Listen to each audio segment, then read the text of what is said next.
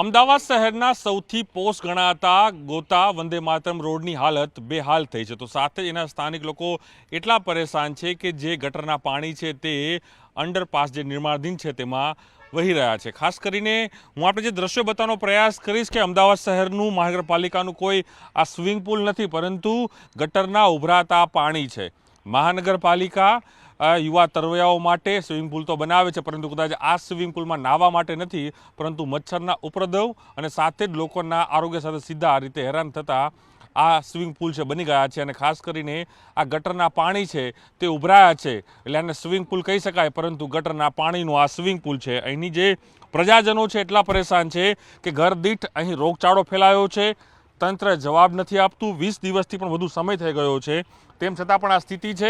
અને સ્થિતિની અંદર લોકો છે એટલા બધા પરેશાન થયા છે કે લોકોને એટલી બધી પરેશાની ભોગવી રહ્યા છે લોકો કે આજે પણ જોઈ શકાય છે કે તમામ લોકો અહીં પોતાના માસ્ક અને જે કહી શકાય કે રૂમાલ બાંધીને ઊભા છે.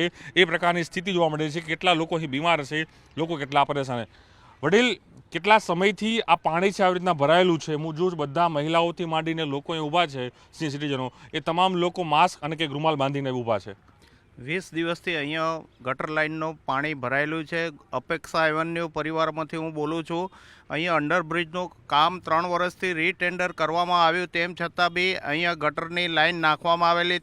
ગટર લાઇન નાખ્યા પછી અહીંયા પાણી ભરાઈ ગયું છે. 20 દિવસથી અહીંયા રોગચાળો ફાટી નીકળ્યો છે. કોઈ તંત્ર અહીંયા આવતું નથી, કોઈ જોવા માટે આવતું નથી, અને લોકો પરેશાનીનો ભોગ બનેલા છે. લોકો કહી રહ્યા છે, હજી પણ બીજા લોકો જોડાયા છે. બા, ઘણા કેટલા સમયથી રહો છો અહીં? અમે તો 12 વર્ષથી રહીએ. 12 વર્ષથી આ જ હાલત છે.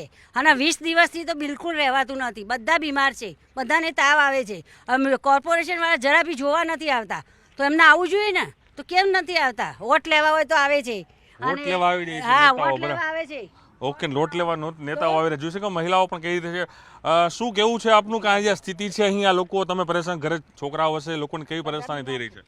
20 દિવસથી અમે પરેશાન છે. અહીંયા ગાડી કોઈ આવતું નથી. વોટ લેવા આવે ત્યારે આવે છે, બાકી કોઈ આવતું નથી. અને સખત ગંધ મારે છે. અમે બધા બીમાર છે. બારી બારણા કશું અમે ખોલી શકતા નથી. કોઈ આવી નથી રહ્યું. સખત સ્મેલ આવે છે. ઘરમાં પણ એટલી બધી ગંધ મારે છે. નીચે બી રોડ પણ કોઈ બનાવતું નથી વર્ષોથી. આ પરેશાની છે, જનતા પરેશાની જ ભોગવી રહી છે. શું કેવું છે બેન આપનું? મારું કહેવું છે કે હું પોતે હેલ્થ ડિપાર્ટમેન્ટમાં છું, અને જ્યારે અમે હેલ્થનું સર્વે કરવા જઈએ છીએ, મલેરિયા છે, ડેન્ગ્યુનો સર્વે કરવા જઈએ છીએ, ત્યારે અમે પૂછીએ છીએ કે તમારા ઘરમાં જે પાણીવાળા કુંડા હોય એ ખાલી કરો. તો આ કુંડા કોણ ખાલી કરશે? એનાથી અમારા ઘરના નાના કુંડામાં મચ્છરો આવે, ડેન્ગ્યુના મચ્છરો, મલેરિયાના મચ્છરો આવે, અને એનાથી અમારા બાળકો પણ એમને મલેરિયા ને ડેન્ગ્યુ થાય. તો આમાં શું ડેન્ગ્યુ અને મલેરિયા નહીં થાય? આ સ્પેશિયલ છે કોઈ એએમસીનું? તો આ કુંડું કોણ ખાલી કરવા આવશે? એનાથી અમે કેટલા પરેશાન છે. અમારા છોકરાઓ બીમાર છે, એમને રેસીસ થઈ ગયા છે, નાના નાના ભૂલકાઓને રેસીસ છે. તો આ એક હેલ્થના જોડે પણ ચાડા છે. તો મારી એક આવેદન છે કે આનું જલ્દી નિવારણ લાવે અને છોકરાઓ અમારા એમનું હેલ્થ સારી કરે. ચોક્કસ આપ જે મહિલાઓ પણ જોઈ શકે છે, તમે હજુ પણ માસ્ક પહેરીને ઊભા છે. શું કેવું છે આપનું? ઘરે ઘરે છોકરાઓ બીમાર છે, વડીલો બીમાર છે. ઘરે અહીંયા રહેવા એવું છે, પણ કન્ડિશન જ નથી. ઓકે, જે છોકરા હું કોઈ મહિલાઓ હજુ પણ જો જોઈ શકો માસ્ક પહેરીને ઊભી છે. એટલે જ રીતે સામે જે જેન્ટ્સ છે, જે વડીલો છે, એ પણ આજે માસ્ક પહેરીને ઊભા છે. કારણ કે સ્થિતિ છે, હું ફરી આપણે આખો એરિયો બતાવીશ. સૌથી પોશ વિસ્તાર અમદાવાદ શહેરનો ગોતા કહેવામાં છે, પણ ગોતાની બે હાલ જોવા મળી રહ્યા છે. કાકા, ઉંમર તો ઘણી બધી છે, વર્ષોથી રહેતા હશો અહીં? છેલ્લા 12 વર્ષથી અહીંયા ગોતામાં રહીએ છીએ. આ પાણી લગભગ 15 થી 20 દિવસ અંદર તૂટેલું છે.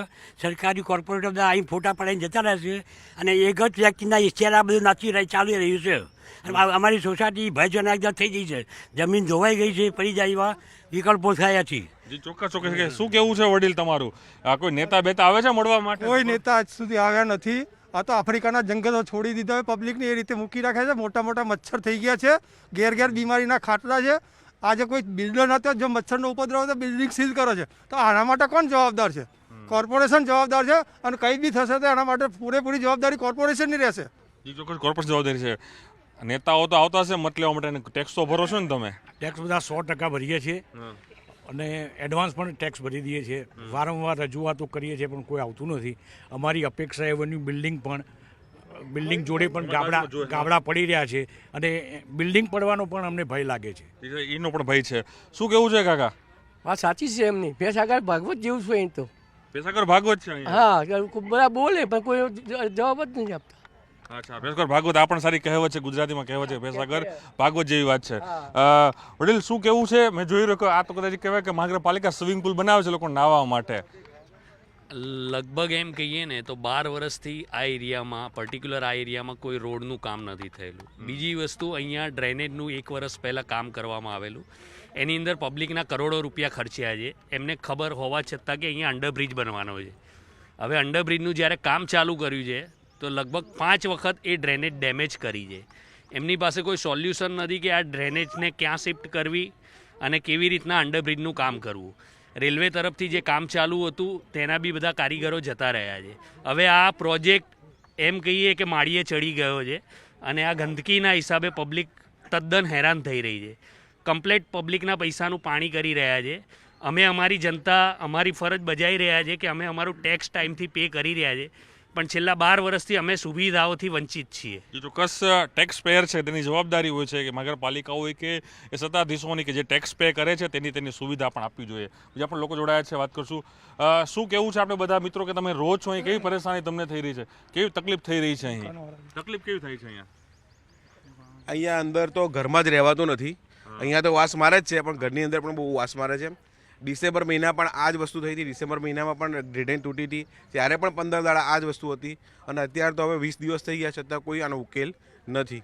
ચોક્કસ મહાનગરપાલિકામાં ફરિયાદ તો થતી હશે ને? કદાચ મહાનગરપાલિકાને કોઈ ફરિયાદ કરો છો મહાનગરપાલિકામાં કે જવાબ આપે રેલવે વિભાગ કે મહાનગરપાલિકા? નગરપાલિકાના અધિકારીઓ દરરોજ સવારે આવી જાય છે, ફોટા પાડે છે અને પછી રવાના થઈ જાય છે. ફોટા પાડીને જતા કોઈ નિર્ણય લેતા નથી. ફોટા પાડીને જતા રહેતા હોય. બીજા પણ જોઈએ, મહિલા જોડાશું.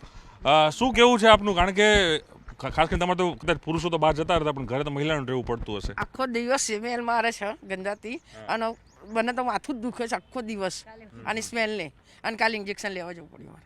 ઓકે, જો આ સ્થિતિ છે, કદાચ આ અહેવાલ કદાચ સત્તાધીશો જોવે, ખાસ કરીને રેલવે વિભાગ અથવા મહાનગરપાલિકા છે, તેઓ આ અહેવાલ જોવાની જરૂર છે કે કઈ રીતે પ્રજા છે તે પીસાઈ રહી છે. ટેક્સ પેયર છે, ટેક્સ ભરે છે અને તેનો હક છે કે તેને સુવિધા મળે, પરંતુ જે કહી શકાય કે કદાચ ક્યાંક ગુમ નિંદ્રામાં તંત્ર હશે, સત્તાધીશો હશે, તેના કારણે જ કદાચ આ સ્થિતિ છે. તેના જ કારણે આસપાસના જે એરિયો છે, એરિયાના લોકો આજ પરેશાન છે. રોગચાળાની પણ ભય છે અને સાથે એ પણ ભય વ્યક્ત કરી રહ્યા છે કે આના કારણે જે આસપાસના જે મકાનો છે તેને પણ મોટું નુકસાન તે થઈ શકે એમ છે. કેમ રાઠોડ સાથે પ્રણવ પટેલ, ન્યૂઝ 18 અમદાવાદ.